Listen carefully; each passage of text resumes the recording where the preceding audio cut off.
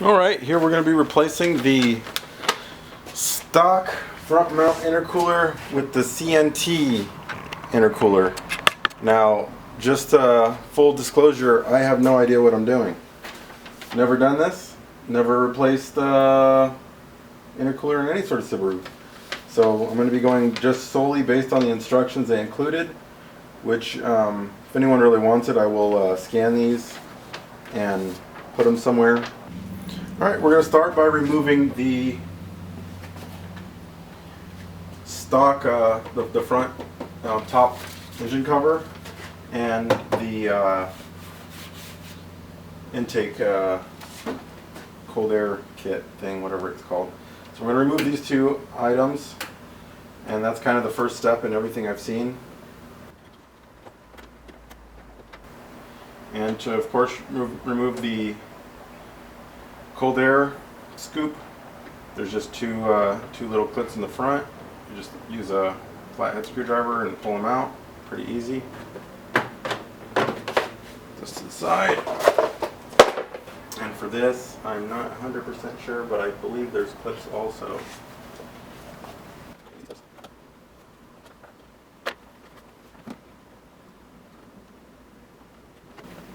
Those two clips out. Oh, okay. So once those two clips are there, it just kind of pulls up on it. Well, that was easy. Next step, it says, is to remove the clamp that holds the intercooler to the charge pipe. So I loosened it, or to loosen it, you don't need to remove it yet. So I got that loosened, and then there's another one down here, which goes to the throttle body. I'm going to loosen this as well. And take out the bolts that hold in the top mount, which from what I understand there's two. There's one on the left side here, and then one on the right side. And this uses a 12mm up here.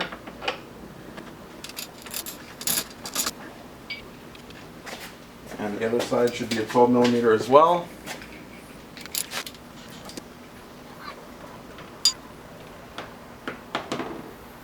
Okay, and from here, everything kind of acts like it should pull out once we get the tubes off.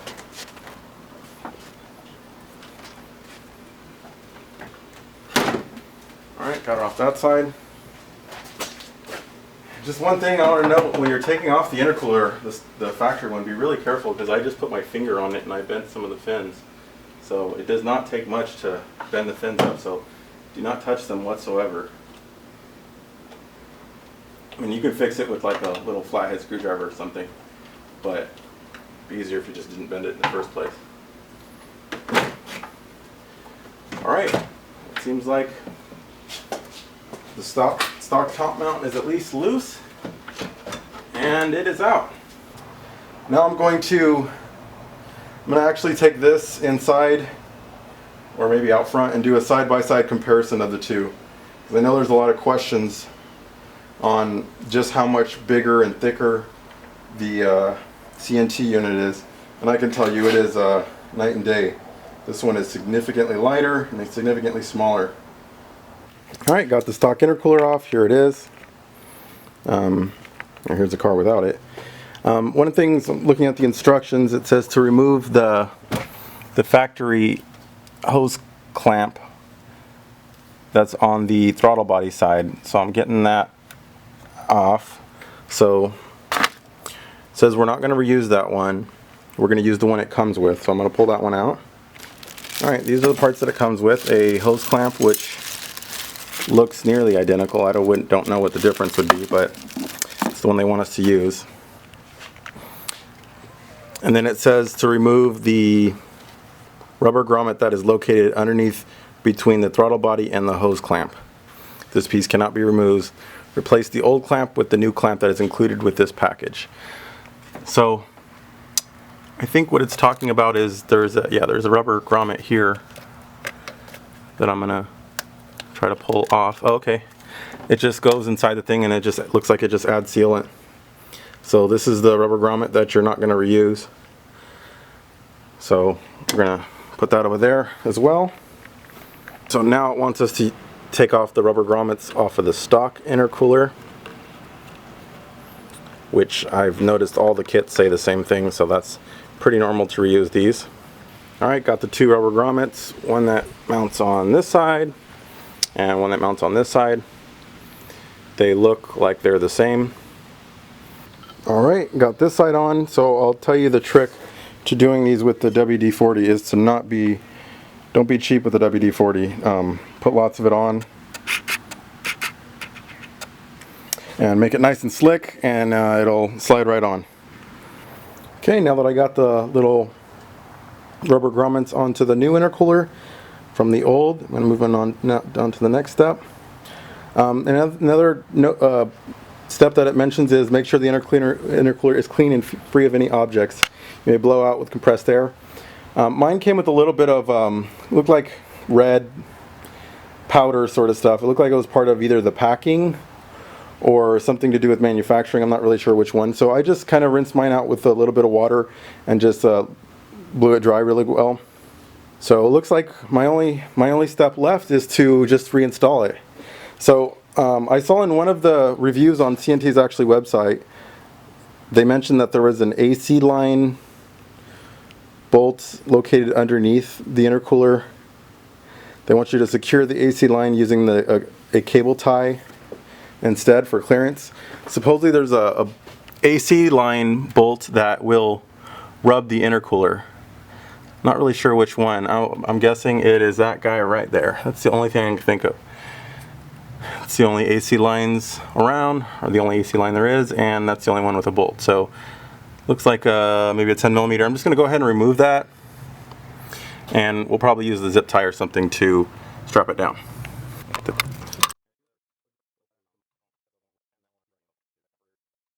Okay, so that's all they mean. There's just that bolt might just cause some interference with clearance.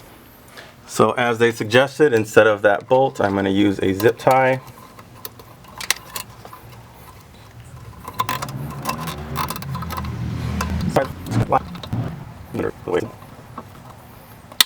Okay, there we go. So the bolt's gone, just a zip tie there. Okay, I got the CNT intercooler chilling on the top here. The only step left is to just install it. So what I'm going to actually do is lubricate. I'm going to lubricate the end pieces with just a little bit of WD-40 and the hoses. So just make sure everything's a little bit lubricated to make sure that all the pieces slip on. So you don't want to make this a gunky mess, because since you don't want there to be in the future like this is just going to attract dirt and everything else. So you don't want to go crazy with it, but just a light coat is good, just to make sure you can get everything to slip in. Just a lube it. So I've got a little bit on that side, a little bit on the unit itself.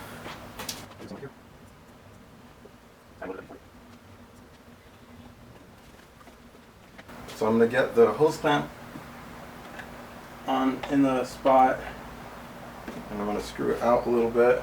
Screw it out just a tiny bit, just to make sure it gets on there and it can be in the right orientation. Going to install it now.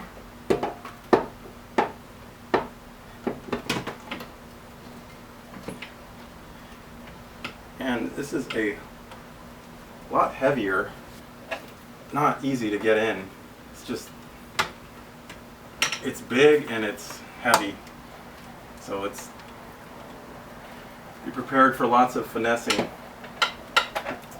Okay, looks like I almost got that side in.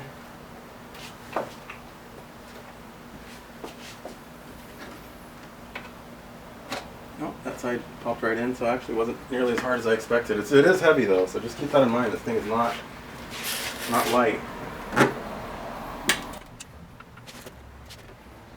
Just trying to get it all into the correct orientation. Get all the holes to line up. And we're almost there. We're just trying to do the final finessing.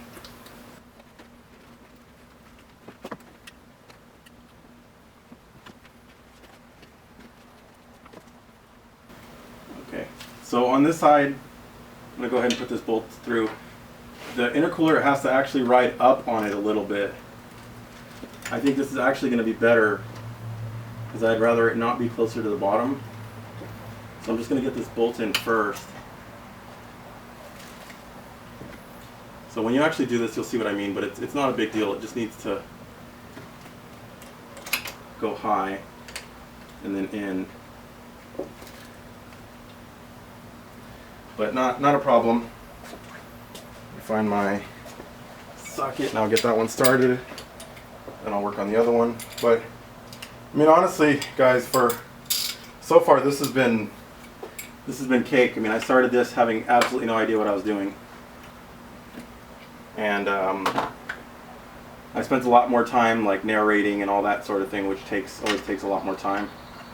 And I don't know how long this has taken, but it couldn't be any more than an hour or so. So it's not bad at all.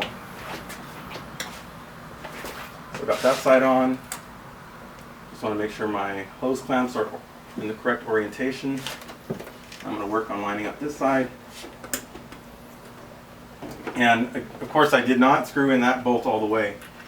And you learn to not do that anytime you're trying to get things to line up. You go. All right. Card just filled up, so. But anyway, what I was saying is just make sure you do all the connections loose to begin with, and then you can tighten them down after. That just ensures you get really good fitment. And actually, another thing, I can fit my hand underneath the intercooler here, so I'm going to check for the clearance against all those bolts that we were concerned about. Or that I was concerned about. So. It looks like it has clearance everywhere. Yeah, I don't think any of them are going to be a problem. So let me just get everything tightened down.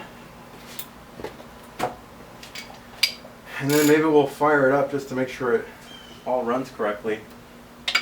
After, of course, I tighten down all the clamps. Got that one on. Get back to this one, make sure it's nice and snug. Okay. Seems to be on pretty good, and the fitment actually looks really nice. Doesn't look like there's going to be any issues. So I'm actually impressed that this fit really well. I'm going to just tighten down the clamps. Hose clamps.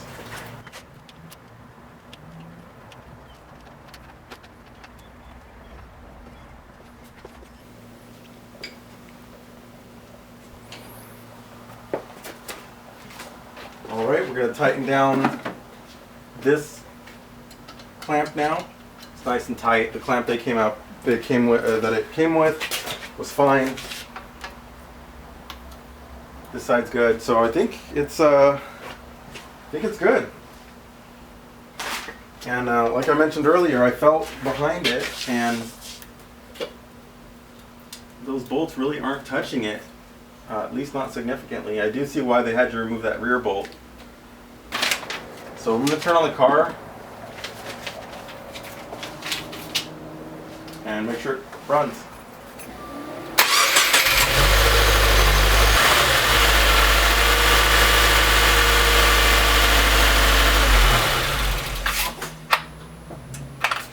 All right, turned on. That's, of course, wasn't unexpected. So let's see if we can get this stock engine cover on.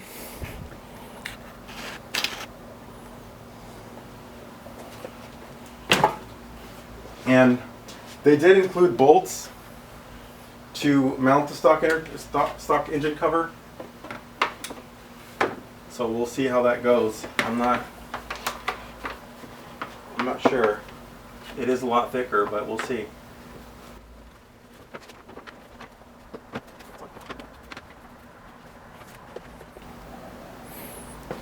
All right, so let's take a look at the bolts that they included.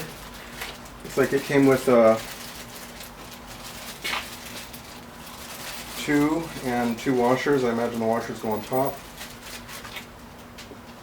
So I'm gonna, of course, try to do this at first without trimming anything, because I would prefer not to.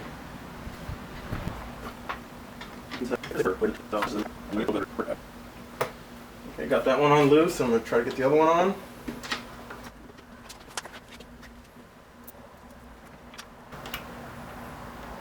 And this is the side that screws onto the intercooler itself. Right.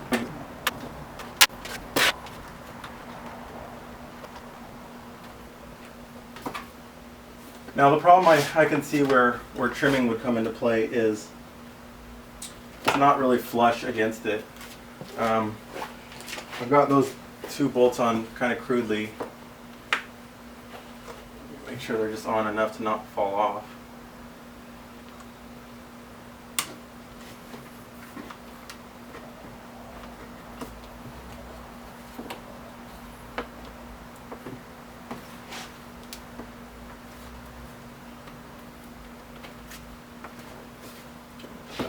Got that side on. So it's on there, but it's not down as far as it could be. I'm gonna see if I can just bend the top pins, top section down a little bit and just get it to fit a little bit more flush. Let me see if the hood closes correctly.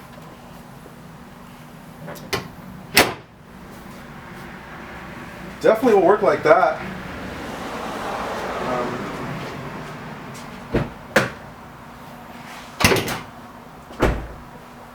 Okay, I'm not gonna trim it, just because I don't wanna have to put a new one on or have it not fit correctly if I do decide to go back to the stock one for whatever reason, if I need to return the car back to stock. I think this is gonna be fine like this. It's pretty flush, so I'm gonna tighten down these there and then go take the car for a ride.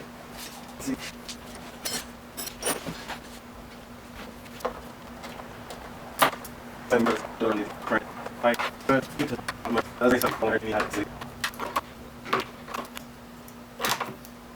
that looks good. Alright, it's all good. CNT intercooler is mounted in there. Looks like stock. Let's go take the car out for a ride and see if it feels any different. Not that I think it really would. Keep in mind you're going to have the factory clips that comes with it remaining, so we can keep that along with a couple other parts that came off of the stock car. The little rubber hose thing and the clamp. So just keep those away, probably put them in the little bag it came with for the CNT.